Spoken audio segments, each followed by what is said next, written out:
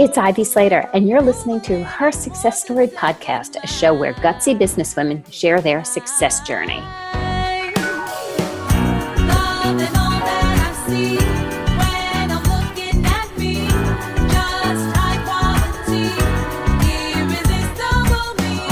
Hi, it's Ivy Slater, and welcome to today's Slater Success Live. So we are doing this hybrid time, and it's really exciting. We are in our nonprofit series every year between Thanksgiving and New Year's. I love to promote a variety of different organizations that have a great impact on the world. And today, this organization is another one that actually means an enormous amount to me. I know several people who have been impacted by Crohn's and colitis. Michael Osso is the CEO and president, and I'm going to tell you more about him in a minute, but let me share something really special. We are doing a crossover series. So Michael doesn't even know this yet, but everything we're doing on LinkedIn Live, we are then putting out on Her Success Story, our podcast. So if you missed it today, if you're not on LinkedIn, you're not on Facebook, you're not on YouTube, you can listen to it on a walk, a run, in your car on Her Success Story. So for those Her Success Story listeners, welcome today. And for those followers of Slater Success Live, thank you for joining me on the first time we're doing the nonprofit series on this platform. So let me share a little bit about Michael and the impact he's made. Okay. The Crohn's and Colitis Foundation is the world's largest public foundation dedicated to creating a world free from the inflammatory bowel disease, commonly known as IBD. Okay. Michael has been on a mission. He's been part of this organization since 2015, started as the chief of business development and moved into the president and CEO position. And one thing I love about Michael is he walks his talk and he follows through.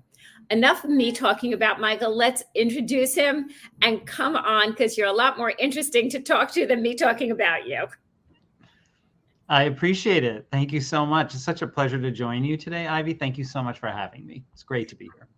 It's a pleasure to have you. And for those of you who are watching us live, you feel free to comment, add some questions if you'd like, share it forward. Now, this is the most important piece of today. If you know somebody who has been impacted with Crohn's and colitis, listen and share this today. Michael, this is a big date, December 1st for Crohn's and colitis. You want to jump in there? I do want to jump in there. It's a perfect place to start. Thank you for having me on December 1st, because every year from December 1st through the 7th is Crohn's and Colitis Awareness Week all across the country. This was created in 2011 by a U.S. Senate resolution. And the resolution essentially helps to support the goals and the ideals that are associated with the Crohn's and colitis community. So we always plan a lot of activities for this week, and today, and being with you today is a great way to kick it off. So thanks for having me. So in looking at it, how did you put yourself behind this mission? I mean, you have a history in the nonprofit world, but that doesn't mean when you're aligned with nonprofits, you also only work for nonprofits that mean something for you. So why this? Why you? That is totally true. And I have spent my entire career in the nonprofit sector. That is over 30 years, I hate to admit. And in every welcome to that age, Mac Bray. Yeah, right, exactly. You'd never know it from looking at you. So, and right back at you, sir. Thank you. I appreciate it. See, it's a mutual admiration. Listeners, society. you now see why Michael and I get along so well. You can, you can just get it right off the bat. We could just end the conversation right there, right, and move on. No, much more important things to talk about. Yep. So every job that I've had in the nonprofit sector has really been personally meaningful to me. It's one of the reasons why my entire career has been so gratifying and fulfilling for me. It has been a pleasure pretty much every day of the last 30 years to get up and feel like you're spending your time and your day advancing not just an important mission to so many people, but one that is personally meaningful for you. So I moved into health nonprofit, I guess it's about 16 or 17 years ago. And that initial move was made because I lost my mom to cancer, and I felt like the nonprofit experience that I had garnered working for performing arts nonprofits and for education nonprofits that I could move that experience into advancing the mission of a cancer organization. And so I got my first job in healthcare at the Leukemia and Lymphoma Society. And so I developed a And I'm going to really, pause you there and give a yeah, shout out, because we had the executive director of Leukemia and Lymphoma Society on last year. So those who want to go back to her success story archives, you can still listen. You know, we have been on a mission with nonprofits for five years since we started her success story. And it's not going to stop, because it's an important thing to do. So you're at Leukemia and Lymphoma Society, also yes, an organization near and dear to my heart. yeah, and continues to be near and dear to my heart. That organization does tremendous work. And it really solidified, that experience really solidified my interest and passion for the healthcare sector broadly. And so when this opportunity opened up at the Crohn's and Colitis Foundation, and I have several dear friends, no family members, but several dear friends that struggle with Crohn's or colitis. And so I was both aware of the struggles of that patient community and the unmet need, and simultaneously also aware of the incredible advancements that are happening in the inflammatory bowel disease space. And that combination made it a really compelling and interesting opportunity for me. I've never looked back. I've been here for almost 10 years now, and I say all the time, despite the amazing jobs that I've had in my career, this is the single most rewarding and exciting position I've ever had. So it's a real pleasure. So when you say the single most rewarding and exciting, I was just talking to somebody the other day, and they said, you know, it is so important to whatever you do in your world, in your career, to truly have a passion for it.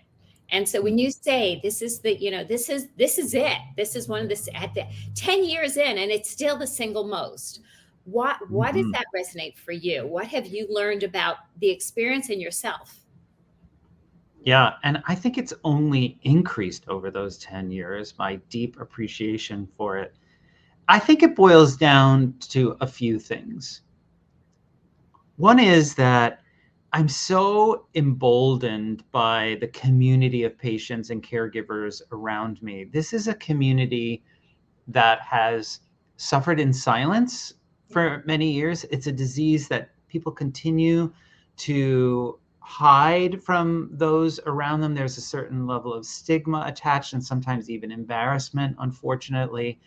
And it's not always obvious to the viewer that the person before them is struggling with a pretty serious, or sometimes very serious, chronic illness.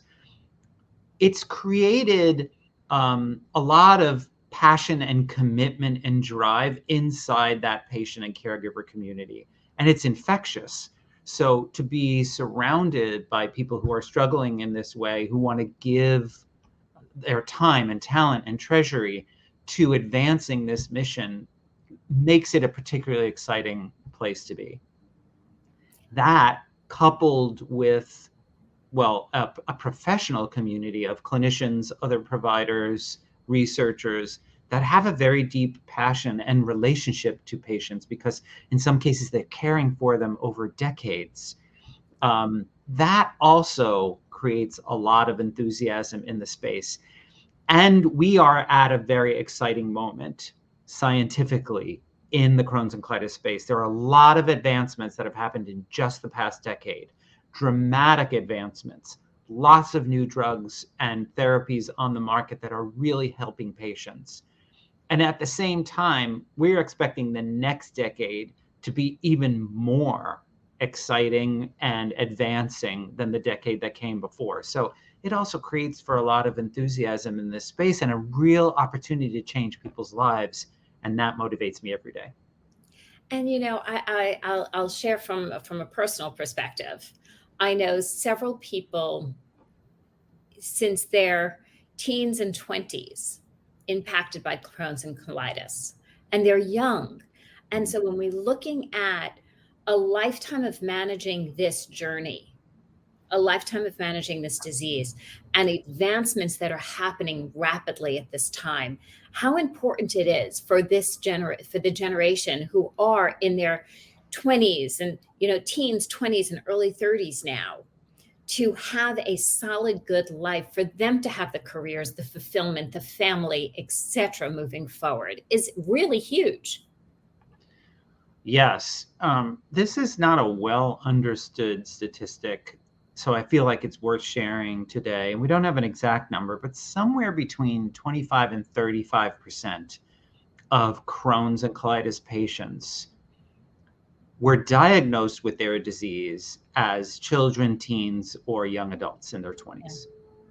So to your point, so many of our patients, many of them have grown into adulthood since then, but so many of our patients are diagnosed as young people, sometimes very young people, and are looking at a lifetime of dealing with and trying to manage this disease. And the other thing that's true about the disease is that it relapses and remits. So it's quite a roller coaster ride for our patients. And sometimes they're doing well and are stable on therapy. And sometimes that therapy stops working and they flare again and could wind up in the hospital again or have surgery.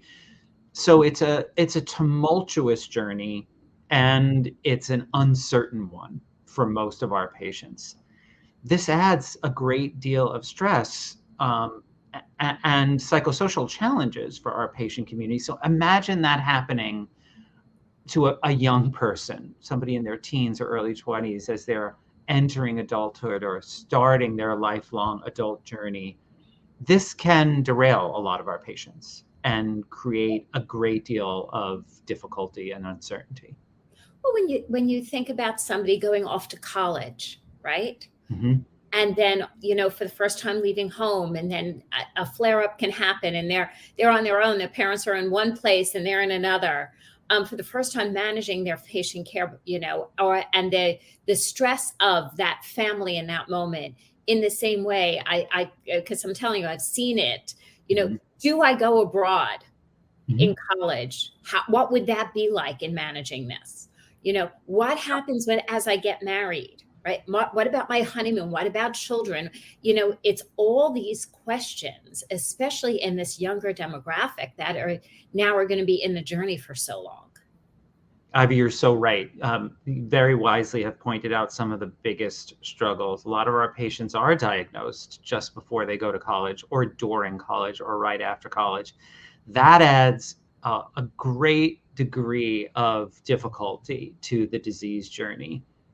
Some of our patients are on medications that you can't get out of the country. So to your point about doing a semester abroad, for some of our patients, that becomes an impossibility. And when you go to college, as you and I know full well, the temptations, the stimuli, the level of stress, the different foods and beverages that you might be well and tactfully said. Experiencing for the first time sometimes. These are all things that add complications to disease management. So, yeah. So this week, okay, because this is a big deal. So what are all these things that's going on this week? This first week of December that's been dedicated to Crohn's and colitis. As the leader of the organization, what do you prep for? What is going on in the next 7 days? This is December 1st, day one. Mm-hmm. Yeah, so each year we establish a theme for the week so that we can advance issues that are really important to us. And so the theme of this week is make IBD visible. And one of the reasons for that theme harkens back to what I said earlier. These diseases can be quite invisible at times, both because it's not necessarily obvious to the person sitting across from you, as I said earlier. And there's an added motivation to keep it quiet, keep it to yourselves as patients. And so we recognize that the more we make Crohn's and colitis, IBD, visible, the more we can advance the work of the organization. So each of the 7 days of Crohn's and Colitis Awareness Week, we pick a different theme and activity inside this overarching theme of IBD Visible. So for instance, today's theme is about spreading awareness of Crohn's and colitis. And so the action item we're asking people to do today is to create and share an Awareness Week infographic. So this is something people can find on our website, Crohn'sColitisFoundation.org. There's a whole host of activities and information on Awareness Week, but it will also instruct people on how they can create their own infographic and share it with people as a way of bringing more awareness to the cause and creating greater visibility. So if you go to the website and then click on LinkedIn or Facebook or Instagram or any social media of your choice, right, where you hang out, you can share it forward. You can make an impact. That's exactly right. Yes. And as we know, lots of not a people big have lots ask. of followers. Yeah. And hopefully it helps the person who's creating that infographic to both create it and also share it. But it certainly helps advance the mission of the organization, spreading awareness. And so I won't bore the listeners with every single day, but it's an example. And each day we have a slightly different objective and action item for people to undertake. And so what we're suggesting is check the website daily. Yes, exactly. And to make it easy, you could also follow Crohn's and Colitis Foundation on your social media platform of choice. Also true. Thank you for that. So your vision, you said in the next decade, there's a lot of advancements. What is, you're leading an organization, you have 40 offices around the country. Like, yes. let's talk about the scope of this position a little bit, right? Sure. Yeah. You lead 40 offices. It's a foundation that touches millions. Correct. Millions. Somewhere between 2 and 3 million currently diagnosed Crohn's or colitis patients living in the United States. And we aim to serve every single one of those patients in one way or another. And so it is a national organization, to your point, because we need a wide reach to get to all those patients. Mm-hmm. So, in pulling back the curtain here a little bit, when you talk about a bowel disease, right? It's like, ooh, which is one of the reasons, and I'm making an assumption here, one of the reasons I'm assuming that it's the hidden, right? We don't discuss it. We don't tell people. We don't say, I'm suffering, yet, because that belongs in that other room very clearly, right?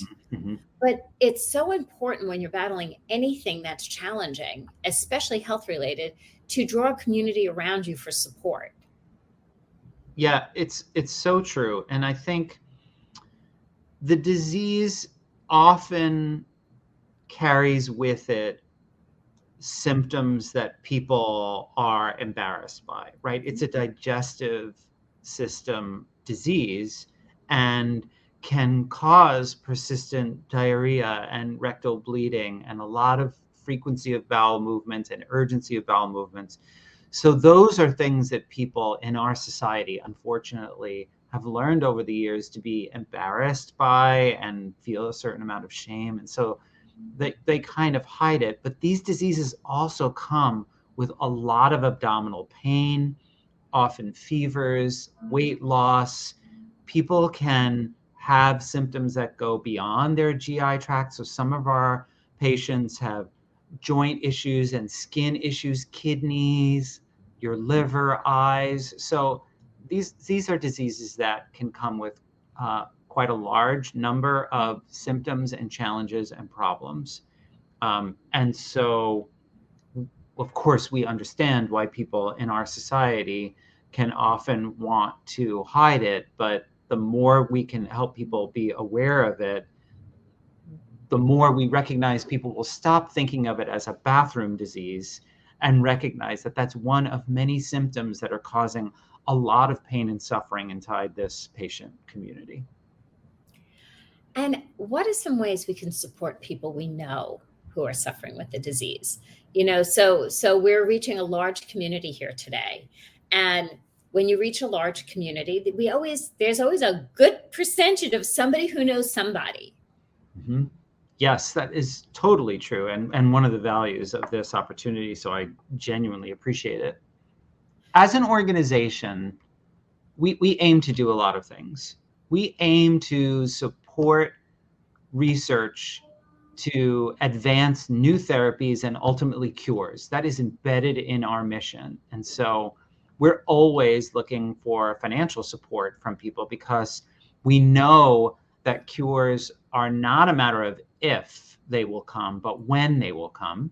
And the more money we have, the sooner we have it, the more research we can advance. And frankly, the quicker we will get to better treatments and ultimately cures. But on the other side, we recognize that patients are dealing with a challenging journey right now. And so we know that we have to provide education to those patients and emotional support and really advocate both at the state government level and federal government level for public policy that will help their lives. So we want patients to be volunteers and their caregivers and friends, volunteers inside our advocacy program to help advance that legislation. We want people to come to our website to understand the education that they may or may not have right now and seek it either through recorded webinars that are on the site or to attend a live or upcoming virtual education program. Make sure they are empowered with all the information and knowledge they need to best advocate for their own care. And some of our patients are struggling emotionally, so they can join our online community or attend a local in-person support group, or children each summer can attend Camp Oasis, which is a camp program that we do in 11 sites across the country. Wow. That are dedicated exclusively to kids who have Crohn's or colitis. So we're looking to... So they don't feel like that outsider. That's exactly right. So, young people, you start speaking to the younger you get, the more heartstrings it pulls at, right? But for a young person who's navigating something that's been hidden, to have a place to just be themselves and be comfortable in their own skin and gain how that impacts a young person's development on their inner confidence is massive. It is massive.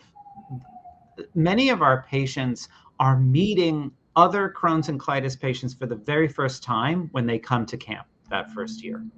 So they don't even know anybody else who has Crohn's or colitis until they show up to this camp. Or know somebody that also has an ostomy bag and had surgery, or people that are on intravenous medications the way they are, or frankly, to the point we made earlier, kids regularly having to leave the games that they're playing to use the restroom.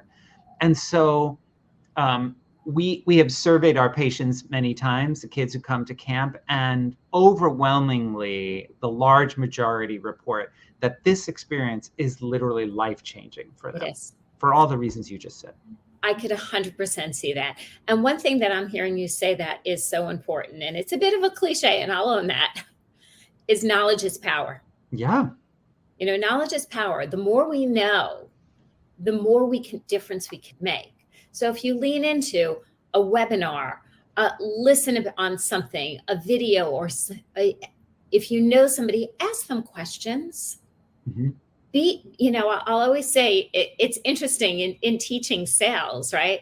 We talk about being more interested than interesting. Mm-hmm. Lean into the other person. In this situation, and so often with all kinds of health and wellness issues, when you lean in and you're more interested and truly come from a place of compassion, it helps that person who is navigating a tough journey feel important, valued, and most importantly, cared for. It's totally true. We talk about that concept of being interested more than being interesting in our fundraising efforts here, an extension of sales, but also, to your point, in the way you can best care for and understand the journey of a patient is to take the time to allow them to share what they're going through so that you can support them in it and help guide them to the right education or emotional support program that they may need in the moment. And that goes back to, if you know a little bit, right? You don't have to know everything, but if you give yourself that little bit of chance to be somewhat educated, when you meet somebody, you say, hey, I don't have all the information, but I have this resource you might want to check out. Funny story, I was on a call with a client earlier today, and they're very, very kind. They're like, hey, so what's your the rest of your day looking like? And I said, oh, I'm really excited. I'm interviewing the president and CEO of the Crohn's and Colitis Foundation. They're like, really? I know somebody. Like, how do I access that? And that was just one person today who just said, hey, Ivy, what's the rest of your day looking like? And so it's little baby steps, and it's little bits of just being open and share and say, hey, I saw this. I heard this podcast. I saw this live on LinkedIn, Facebook, or YouTube. I said, I think you might know somebody, or hey, I know somebody. I actually shared before we went live with a complete disclosure. I know a couple of people who have this, who have and battle with Crohn's colitis. And I said, hey, you might want to check this out. Michael's a really great guy. Appreciate that. It's great. And I hope they'll learn something today, or maybe even more importantly, take this as an opportunity to visit our website or seek out an education or support program, to your point. It is about, in our disease particularly, it is a battle of awareness. We really are aiming through our efforts to increase the awareness and the familiarity with these diseases, what they mean, the struggles that people have because of them. So it's an important part. So I'm going to throw you a curveball here. Mm-hmm. As a CEO, leader of an organization with hundreds of people, what's one leadership tip you could give forward for other people who are aspiring to make a difference in their leadership? In their leadership. What is one thing you have learned in leadership that has served you that you would pass forward as a tip? I think a lot of people already know this, but probably the pandemic has underscored it for me more than any other time in my whole career, which is to genuinely take the time to listen to and hear what your employees are saying about their own experience. There are always ways as leaders for us to learn new things, take new approaches, care for the employees of the organization, support them in the ways that they need and want to. And maybe now more than ever, we have a serious obligation to do that. And I do it now in a variety of ways. So some of it is, we have 325 employees across the country. And some of it is hosting a full all-staff call that incorporates a town hall component where people can ask questions or make statements. And then sometimes, occasionally, I will set the call up to allow for anonymous questions or anonymous statements, recognizing that some people are shy about or concerned about what they might have to say. We now incorporate a full employee engagement survey every year. I've recently set up small CEO chats with different departments of the organization, 20 or 25 people that can have a direct conversation with me. So there are lots of ways as a leader for us to hear from our employees and take feedback and incorporate it into our thinking and activities. And I am doing it now more than I ever have, and it continues to be more and more valuable all the time. I love that. Lean in and listen. Yeah. And give the platforms the opportunity for people to share in the way that works for them versus the way that works for you. Yeah, it's back to your adage, be interested more than interesting, right? Yeah. So it's all an extension of really listening to people. So, well, Michael, thank you so much for joining me here today on Slater Success Live and her success story as we're simultaneously going to be releasing this. Can I give one more Yeah. plug, just because we have a few more seconds, which is that we raise more money in the month of December than any other month of the year. And we have a match going on right now. From now till the end of the year, we have an anonymous donor who will match dollar for dollar up to $500,000. So if we raise $500,000, this person will match it dollar for dollar. So visit our website and make a contribution, support the wonderful work of the organization. And I will always say, in the world of nonprofits, we can give in a variety of ways. It doesn't always have to be the 500,000, $5, $50, $100, right? Everything adds up, and then showing up and sharing forward makes also an impact. So there's no judgment of what you can do financially. When you can, you do. And if that's not within your bandwidth, show up and give differently. Share this forward, make an impact. That's all within our power. Appreciate Mr. that. Osso, thank you. I'm very grateful for you joining me here today. A pleasure, Ivy. Thank you so much. Nice to get to chat. Green room for a second. I'm going to close this out. Ladies and gentlemen, thank you so much for joining us today on Slater Success Live and for listening in on her success story. This is an important time of year. It's a time of year that we can all show up that little bit bigger. Show up, make a difference, give a little bit. If it's financially, if it's sharing something, if it's helping somebody, be there, be present, be conscious of making a difference in everything we do. I'm very grateful for all of our viewers and our followers. So continue to make December and this time from Thanksgiving through New Year's a time that we can all make an impact on so much. I'll see you next time.